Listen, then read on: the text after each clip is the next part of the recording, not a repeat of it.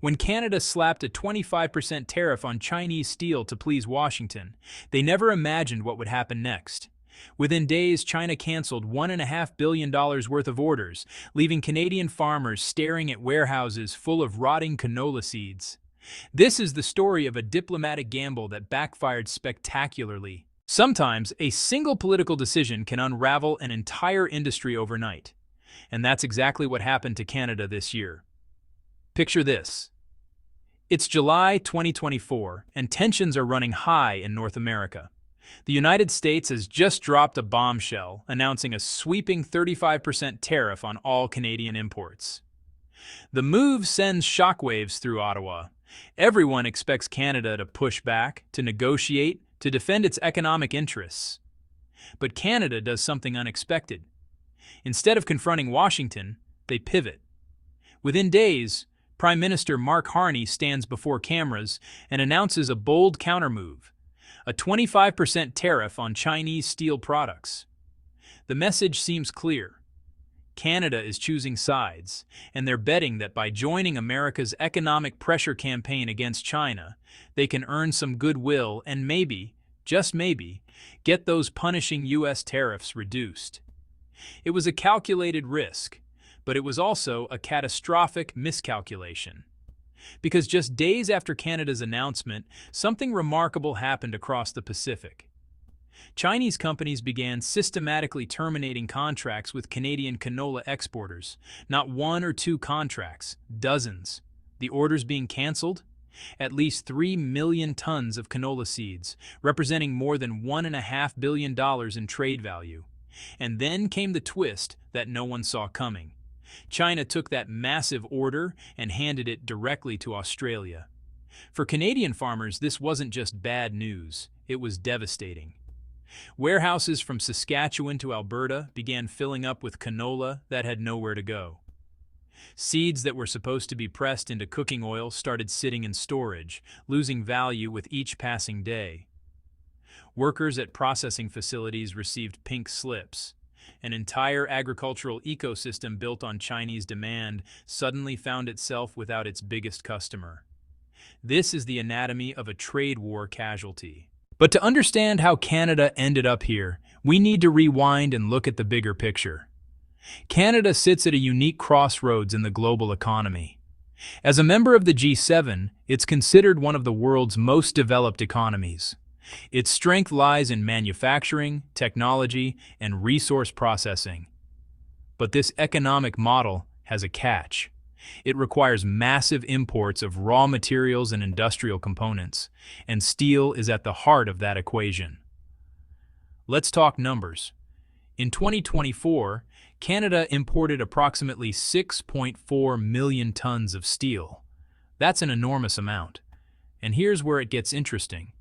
Nearly half of that steel, around 3.1 million tons, came directly from the United States.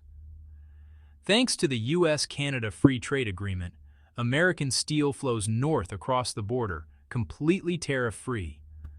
China, despite being the world's largest steel producer, actually plays a much smaller role in Canada's steel market. Chinese exports to Canada amount to roughly 640,000 tons per year, just a fraction of the American share. And the products are different too. China tends to export higher-grade specialty steels like flat-rolled stainless steel and advanced alloys. Canadian steelmakers, meanwhile, focus on niche applications, particularly in the automotive sector. For years, this arrangement worked reasonably well. The two countries' steel industries complemented each other rather than directly competing. But that fragile balance was about to shatter. When July arrived, Prime Minister Carney made his move. The announcement was specific and aggressive. A 25% tariff would be imposed on all steel products containing Chinese melted or cast components. But it didn't stop there. If steel imports from any non-free trade partner exceeded half of Canada's total 2024 imports, an additional 50% punitive tariff would kick in. The message was unmistakable. This policy was designed to shut Chinese steel out of Canada entirely. But why? Why target Chinese steel when it represents less than 10% of Canada's total steel imports? The answer lies not in Ottawa, but in Washington. Just days before Canada announced its steel tariffs, the United States had turned up the economic pressure. President Trump's administration imposed that 35% tariff on Canadian goods, and they made their demands clear. Canada needed to abandon its digital services tax and come back to the negotiating table on trade terms. Publicly, Canada didn't protest. They didn't file complaints with the World Trade Organization. They didn't rally other nations to their cause. Instead, they quietly looked for a way to appease Washington. And that's when Chinese steel became the sacrificial lamb. The Canadian government justified the move by talking about overcapacity risks and market stability. But look at the facts. Chinese steel accounted for only about 18% of Canada's imports, while American steel dominated at nearly 50%. Yet American steel continued enjoying zero tariff treatment with no quota restrictions whatsoever. To many observers, the conclusion was obvious. This wasn't really about protecting Canadian steel markets. It was about sending a signal to Washington, "We're with you." Canada even went further. In that same month, they issued an ultimatum to Hikvision, a major Chinese security technology company. The firm was given 120 days to shut down all Canadian operations. Equipment that had been operating reliably for over a decade was ordered removed. Hikvision's presence in Canada wasn't insignificant. The company had been there for 12 years. Their cameras and monitoring systems had been used at the Vancouver Winter Olympics. They covered roughly 30% of the traffic surveillance infrastructure across the country. And in all that time, there had been zero reported security incidents. The expulsion caught local governments completely off guard. The city of Montreal alone faced a bill of 420 million Canadian dollars to replace perfectly functioning equipment. And the replacement systems? They've performed worse. The Montreal Metro has seen its misjudgment rate in surveillance spike by 40%. This pattern reveals something crucial about Canada's position in the North American economic order. The country isn't just friendly with the United States, it's deeply, structurally dependent on it. Consider these figures. American capital controls approximately 70% of Canada's energy sector. Another 50% of Canadian manufacturing is under U.S. control. And perhaps most tellingly, 75% of everything Canada exports goes to one destination, the United States. When you're that economically intertwined with your neighbor, you don't have the luxury of independence. When Washington sneezes, Ottawa catches cold. So when Trump's tariff hammer came down on Canadian steel, Ottawa felt they had no choice but to redirect the pressure elsewhere. China became the convenient target. The calculation seemed simple. Sacrifice a smaller trading partner to protect the relationship with the giant next door. But China was watching, and they had leverage of their own. Let's talk about canola. For those unfamiliar, canola is a variety of rapeseed that's been bred to produce oil with very low levels of erucic acid, making it ideal for cooking. Canada is the world's dominant player in this market, and canola represents a cornerstone of its agricultural economy. The numbers tell the story. Canadian canola has an oil yield of 44.6%, significantly higher than soybeans or peanuts. This efficiency makes it valuable in international markets, and no market has been more important to Canadian canola farmers than China. In 2024, Canada exported approximately 6.1 million tons of canola to China. That shipment was worth over $3 billion. And here's the staggering part, that represented about 1/3 of Canada's total canola exports, and it satisfied roughly 40% of China's domestic canola needs. Of Canada's global canola exports, a remarkable 95.8% of the value came from Chinese purchases. For years, this trade relationship had been a golden goose for Canadian agriculture. Farmers in provinces like Saskatchewan built their business models around reliable Chinese demand. Processing facilities scaled up. Export infrastructure expanded. The Canadian canola industry and Chinese cooking oil manufacturers had become deeply interconnected. Then came the steel tariffs, and China's response was swift and surgical. Within days of Canada's announcement, Chinese companies began sending termination notices to Canadian canola intermediaries. Not to the farmers directly, but to the trading companies that facilitate these massive international deals. The rejections were coordinated and comprehensive. At least 3 million tons of orders, valued at more than $1.5 billion, were canceled virtually overnight. And China didn't just cancel the orders. They immediately redirected them. Australia, which had been largely frozen out of the Chinese canola market since 2020, suddenly found itself back in favor. China announced a 4-year agreement to import 3 million tons of Australian canola, almost exactly matching what they had just canceled from Canada. For Canadian farmers, the impact was immediate and brutal. Western ports became choked with stranded shipments. At least 1,800 shipping containers sat idle, filled with canola that now had nowhere to go. The seeds that were supposed to be halfway to China were instead piling up in warehouses. Drive through Saskatchewan today and you'll see the consequences. Massive storage facilities are stuffed beyond capacity with unsold canola. Expensive harvesting equipment sits unused beside fields, already showing signs of rust and neglect. Farmers check their phones obsessively, watching futures prices that have plunged 12% and show no signs of recovery. These aren't abstract statistics. They're family farms, some of them multi-generational operations, now facing financial ruin because of a political decision made hundreds of miles away in Ottawa. The cruel irony? Canada was trying to protect its economy by aligning with U.S. policy toward China. But the farmers paying the price never had a say in that decision. They're collateral damage in a geopolitical chess match. But here's the critical question. If China stops buying Canadian canola, where does that supply come from? The answer reveals just how replaceable Canada actually is in this market. Australia emerges as the obvious alternative. As the world's second-largest canola exporter after Canada, Australia has the production capacity and infrastructure to fill much of the gap. But there's a complication. Australia has faced its own challenges this year. Unfavorable weather patterns and reduced planting areas have pushed their expected production down to about 5.7 million tons, the lowest level in nearly 5 years. Even with reduced output, Australia still plans to export approximately 4 million tons of canola this year. And geography gives them a significant advantage.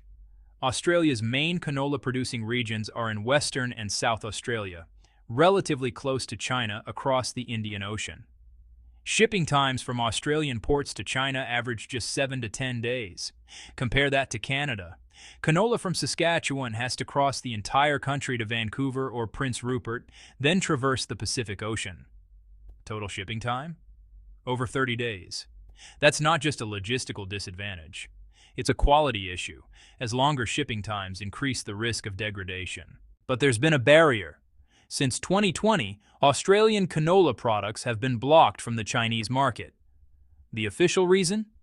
Australian products didn't fully meet China's phytosanitary standards, particularly concerning a fungal disease called blackleg that can affect canola plants. For years, Australian producers had been working to resolve these issues. Negotiations on plant quarantine requirements dragged on.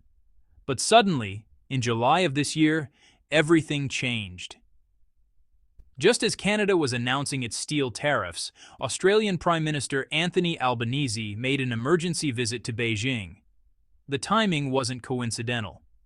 Albanese came with a clear agenda: expand economic and trade cooperation, and specifically, resolve the canola issue. The negotiations moved with unusual speed.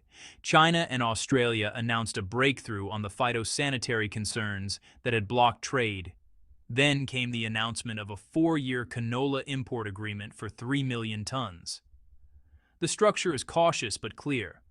Australia will ship test batches, ranging from 150,000 to 250,000 tons per shipment, in 5 trial rounds.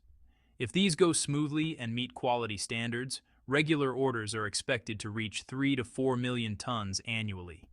That's essentially the entire volume that Canada just lost. But Australia isn't the only beneficiary of Canada's miscalculation. Russia has quietly been building its own canola industry, and the numbers are remarkable. A decade ago, Russia's annual canola production barely reached 500,000 tons. It was a minor crop.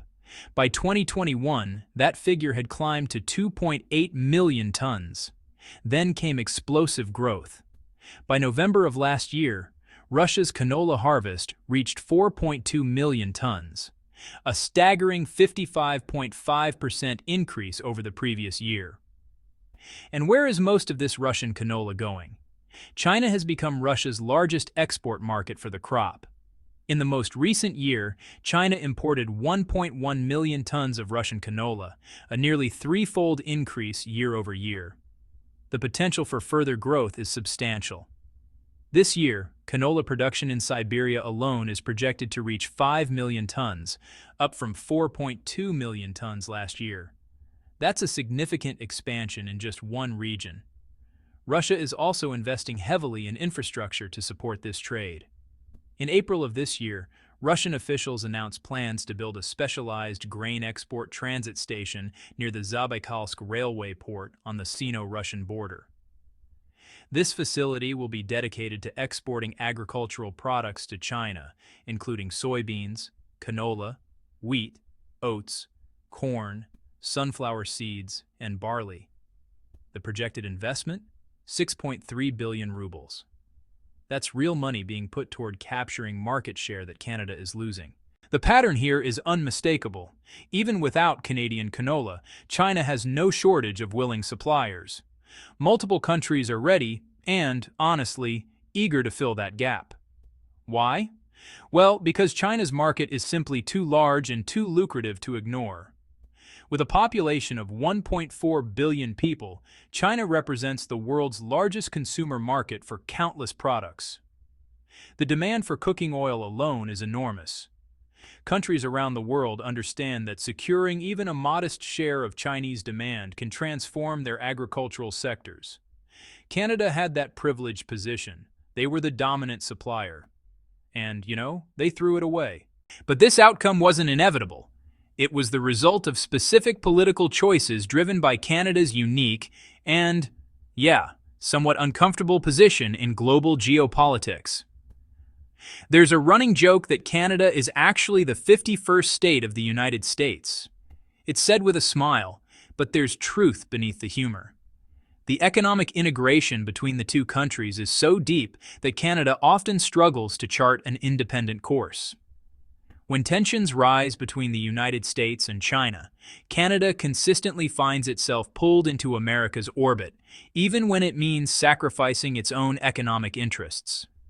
The calculation in Ottawa seems to be that losing Chinese business is painful but survivable, while losing American market access would be catastrophic. This pattern has played out repeatedly. Whether it's the detention of Huawei executive Meng Wanzhou, restrictions on Chinese technology companies, or now steel tariffs, Canada often acts as an extension of American foreign policy rather than pursuing its own strategic interests. The canola crisis is just the latest example. Canadian policymakers believed they could score points with Washington by targeting Chinese steel. They assumed China would accept this quietly, or that any retaliation would be manageable. They were wrong on both counts. China's response was calibrated and effective. They didn't impose counter-tariffs on Canadian steel. That would have been expected and easily framed as tit-for-tat escalation. Instead, they targeted a completely different sector, one where Canada was highly dependent on Chinese demand and where alternatives were readily available. The message to Ottawa is clear. You may think you can sacrifice our economic relationship to please Washington, but we have leverage too. And we're willing to use it. For Canadian farmers watching their livelihoods evaporate, the geopolitical calculations in Ottawa and Beijing probably feel distant and abstract. What's concrete is the financial devastation. What's real is the equipment they can't afford to maintain and the loans they can't repay. These farmers didn't ask to be chess pieces in a global trade war. They just wanted to grow crops and sell them to willing buyers. But they've learned a hard lesson about what happens when political posturing takes precedence over economic reality. The broader lesson here extends beyond Canada. It's about the risks of dependency and the limits of middle power diplomacy in an era of great power competition. Small and medium-sized countries face an increasingly difficult challenge. As the United States and China compete for economic and geopolitical influence, nations that try to maintain relationships with both sides often find themselves pressured to choose. And once you choose, there are consequences. Canada chose to align more closely with the United States, at least on this issue. The cost was immediate and substantial. Australian and Russian farmers are celebrating contracts that used to go to Canada. Chinese consumers continue getting their cooking oil, just from different suppliers. And Canadian canola sits in warehouses, a monument to the hazards of political calculation. Will Canada reverse course? Will they attempt to repair the relationship with China and win back that lost market share? It's possible, but it won't be easy. Trust, once broken in international commerce, takes years to rebuild, and China has now demonstrated that it can source canola from other suppliers. Canadian producers are no longer irreplaceable. Meanwhile, the broader Canada-US relationship remains complicated. Those American tariffs that triggered this whole sequence? They're still in place. The 35% levy on Canadian goods hasn't budged, despite Canada's attempts to curry favor by targeting Chinese steel. So Canada finds itself in a difficult position. They've damaged their relationship with a major trading partner without securing concessions from the partner they were trying to please. In diplomatic terms, that's about as bad an outcome as possible. The story doesn't end here. Trade relationships evolve, political leadership changes, and today's adversaries sometimes become tomorrow's partners. But for now, Canadian canola farmers are living with the consequences of decisions made far from their fields. As global trade becomes increasingly weaponized and politicized, we're likely to see more of these situations. Countries will face pressure to choose sides, to sacrifice economic relationships for political alignments, to use trade as a tool of foreign policy rather than mutual benefit. The Canadian canola crisis is a case study in what happens when those calculations go wrong. It's a reminder that in the high-stakes game of international trade, every action triggers reactions that can't always be predicted or controlled. And for the farmers in Saskatchewan staring at warehouses full of seeds they can't sell, it's a painful lesson in how quickly economic security can vanish when politics takes precedence over pragmatism. The world is watching how this plays out. Other countries are taking notes. The message is being received. In the modern global economy, no one is truly irreplaceable, and loyalty in one relationship doesn't guarantee benefits in another. Canada bet that aligning with American pressure on China would protect its broader economic interests. Instead, it lost billions in trade, damaged its agricultural sector, and received no concessions in return. That's not just a policy failure. It's a cautionary tale about the risks of being caught between giants and the price of choosing sides when perhaps the smarter play is finding a way to maintain balance. As this situation continues to develop, one thing is certain. The canola seeds sitting in Canadian warehouses represent more than agricultural surplus. They're a symbol of the complex, sometimes brutal realities of 21st century geopolitical economics, where a tariff announcement in one country can destroy livelihoods thousands of miles away, and where the quest for political alignment can backfire in ways no one anticipated. The question now is whether Canada will learn from this experience, or whether the pattern will repeat the next time they're caught between competing pressures from their largest trading partners. For the farmers whose futures hang in the balance, the answer to that question isn't academic. It's everything.